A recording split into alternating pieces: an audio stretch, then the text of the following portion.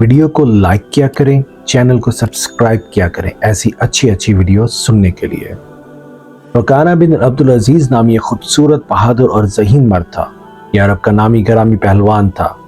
بہت سارے پہلوان آئے جنہیں اس نے ایک ہی داؤ میں پٹک کر اٹھنے کے قابل نہ چھوڑا۔ وہ وحشی انسان تھا جو لڑنا مارنا جانتا تھا۔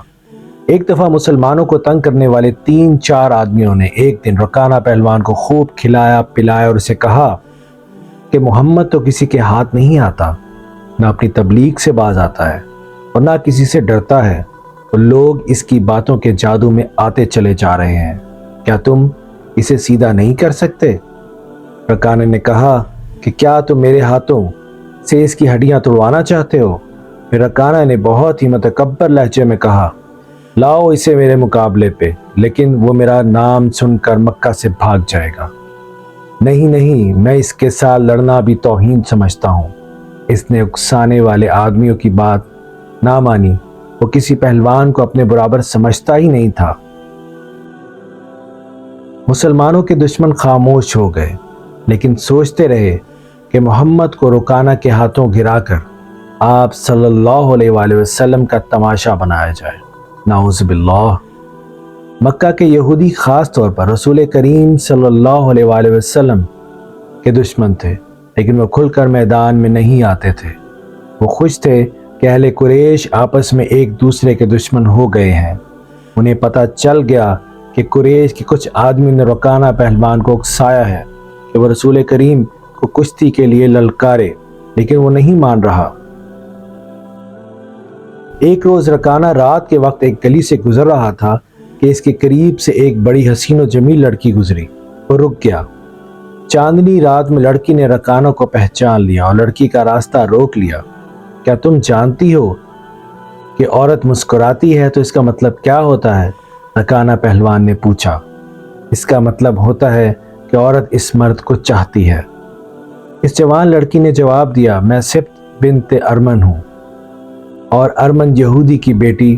رکانہ نے کہا اور لڑکی کے کاندھوں پر ہاتھ رکھ کر اسے اپنے قریب کر کے بولا، کیا میرا جسم تجھے اتنا اچھا لگتا ہے اور کیا میری طاقت؟ تمہاری طاقت نے مجھے مایوس کر دیا ہے۔ سبط نے اکتائے ہوئے لہجے سے کہا، تم محمد سے ڈرتے ہو؟ کون کہتا ہے؟ رکانہ نے گرج کر پوچھا۔ سب کہتے ہیں۔ سبط نے کہا، پہلے محمد کو گراؤ، میں اپنا جسم تمہیں انعام میں دوں گی۔ اعضاء کے بیٹوں اور بیٹیوں کی قسم، تیری بات پوری کر کے تیرے سامنے آؤں گا۔ رکانہ نے کہا، لیکن تو نے غلط سنا ہے کہ میں محمد سے ڈرتا ہوں۔ بات یہ ہے کہ میں اپنے سے کمزور سے لڑنا بھی اپنی توہین سمجھتا ہوں، لیکن تیری بات پوری کروں گا۔ مشہور مورخ ابن ہشام نے لکھا ہے کہ رسول کریم صلی اللہ علیہ وآلہ وسلم نے خود رکانہ پہلوان کو کشتی کے لیے للکارا تھا، لیکن دوسرے مورخ نے جو شہادت پیش کی ہے وہ صحیح ہے کہ رکانہ نے محمد صلی اللہ علیہ وآلہ وسلم کو کشتی کے لیے للکارا، اور اس نے کہا، میرے بیٹے تم بڑے دل اور بڑی جرت والے آدمی ہو۔ میں یہ بھی توبہ جانتا ہوں کہ تم جھوٹ بولنے سے نفرت کرتے ہو، لیکن مرد کی جرت اور صداقت کا پتہ اکھاڑے میں چلتا ہے۔ آؤ میرے مقابلے میں اکھاڑے میں اترو۔ اگر مجھے گرا لو تو میں تمہیں اللہ کا بھیجا ہوا نبی مان لوں گا۔ اللہ کی قسم تمہارا مذہب قبول کر لوں گا، لیکن یہ ایک بھتیجے اور چچا کی کشتی نہیں ہوگی۔ رسول اللہ صلی اللہ علیہ وآلہ وسلم نے رکانہ کی للکار کے جواب میں کہا، ایک بت پرست اور سچے دین کے پیغمبر کی لڑائی ہوگی۔ تو ہار گیا تو اپنا وعدہ نہ بھول جانا۔ مکہ میں یہ خبر صحرا کی آندھی کی طرح پھیل گئی کہ رکانہ پہلوان اور محمد صلی اللہ علیہ وآلہ وسلم کی کشتی ہوگی، اور جو ہار جائے گا وہ جیتنے والے کا مذہب قبول کر لے گا۔ قریش کا بچہ مرد اور یہودی ہجوم کر کے آ گئے۔ مسلمانوں کی تعداد بہت تھوڑی تھی۔ وہ تلواروں اور برچھیوں سے مسلح ہو کر آئے، کیونکہ انہیں خطرہ محسوس ہو رہا تھا کہ قریش کشتی کو بہانہ بنا کر رسول کریم صلی اللہ علیہ وآلہ وسلم کو نقصان پہنچائیں گے۔ عرب کا سب سے زیادہ طاقتور اور وحشی پہلوان رکانہ بن عبدالعزیز رسول کریم صلی اللہ علیہ وسلم کے مقابلے میں اترا۔ اب تو یزید نے حضور کریم صلی اللہ علیہ وسلم پر تنزیہ نظر ڈالی اور آپ پر بپتی کسی۔ آپ صلی اللہ علیہ وسلم مکمل خاموشی اور اطمینان سے رکانہ کی آنکھوں میں آنکھیں ڈال کر دیکھتے رہے کہ وہ بے خبری میں کوئی داؤ کھیل جائے۔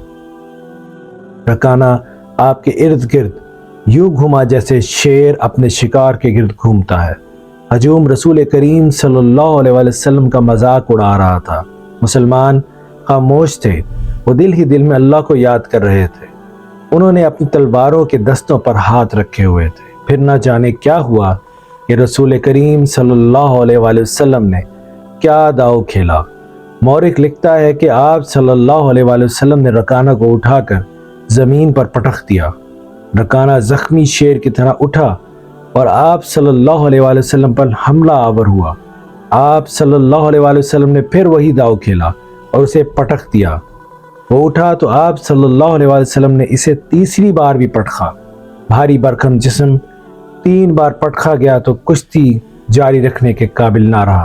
رکانہ سر جھکا کر اکھاڑے سے نکل گیا۔